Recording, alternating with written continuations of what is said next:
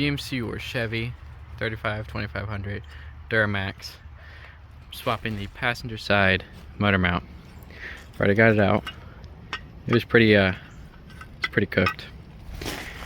You will need impact makes it easier, 3/8 wrench, quite a few extensions, a swivel, and a 15mm socket.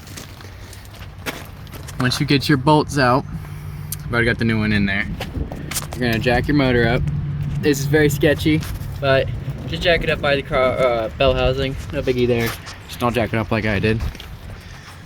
And you're gonna wiggle that mount about in that same orientation, up and left. Once you jack the motor as high as you physically possibly can. Like it's up there. You're gonna bring it all the way over this way, past your starter wire. And you're gonna bring it over, right in this hole. And you will be able to wiggle that thing out. And you see I've already got a exhaust on it, but I've got a stock downpipe. So, book calls for you to remove that manifold. I said absolutely not. And yeah, pulled it out. Got the new one in there, no biggie.